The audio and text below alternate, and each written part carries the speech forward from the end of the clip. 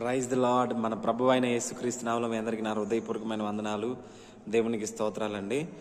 ఈరోజు ప్రభు మనతో మాట్లాడబోతున్నటువంటి మాట యోహాను సువార్త 15వ అధ్యాయం 5వ వచనం. ద్రాక్షావల్లిని నేను, తీగలు మీరు. ఎవడు నా యందు నిలిచియుండునో, నేను ఎవని యందు నిలిచియుందునో వాడు బహుగా ఫలించును. నాకు వేరుగా ఉండి మీరేమీ చేయలేరు.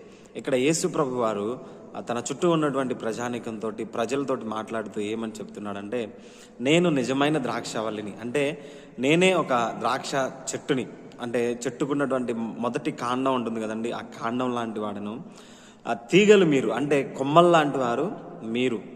నా యందు నిలిచి ఉంటేనే, అంటే నాకు మీరు అంటు కట్టుకొని ఉంటేనే, నన్ను అతుక్కొని ఉంటేనే మీరు ఫలిస్తారు. అంతేగాని నాకు వేరుగా ఉండి మీరు ఫలించడానికి వీలు లేదు అని చెప్తున్నాడు. నిజంగా మనం చూసుకుంటే, ఒక చెట్టు చూసుకుంటే, ఒక మొక్క కానీ ఒక చెట్టు కానీ కాండానికి ఎప్పుడైతే కొమ్మ కానీ తీగలు కానీ అతుక్కొని ఉంటాయో అప్పుడే వాటిలో జీవం ఉంటుంది. ఎప్పుడైతే కొమ్మ విడిపోయినటువంటి కొమ్మలో జీవం ఉంటుందా, అది ఏమవుతుంది, కొన్ని రోజులకి ఎండిపోతుంది, పూర్తిగా నిస్సారమై ఒక ఎండిపోయిన కట్టెలాగా తయారవుతుంది. అదే కొమ్మ చెట్టు యొక్క కాండానికి, చెట్టుకు అతుకబడి ఉన్నప్పుడు అది ఫలించేదిగా ఉంటుంది. ఆకులు వేస్తాయి, పువ్వులు వస్తాయి, ఆ తర్వాత కాయలు కాస్తాయి, ఫలం అనేది వస్తుంది.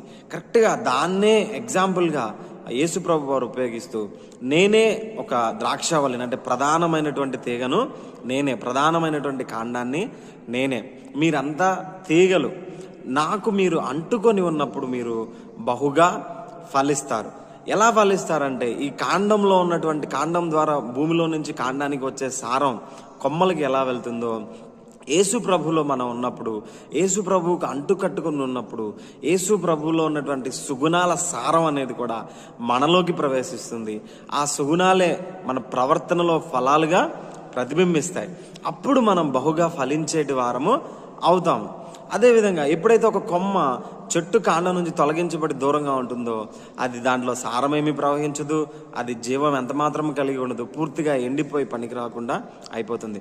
అలాగే మనం కూడా ఎప్పుడైతే యేసు ప్రభువు నుంచి దూరంగా వెళ్ళిపోతామో, యేసు ప్రభు మాకు వద్దని దూరంగా ఉంటామో, అప్పుడు మనం ఎంత మాత్రం ఫలించే వారంగా ఉండము. ఎందుకంటే ప్రభువులో నుంచి రావాల్సినటువంటి సారం మనకి రావడానికి మనం ఆయనకి అంటుకట్టబడి లేము, మనకి కనెక్షన్ అనేది లేదు. ఎప్పుడైతే కనెక్షన్ ఉంటుందో యేసు ప్రభువులో ఉన్నటువంటి సుగుణాలన్నీ మనలో ప్రవేశిస్తాయి.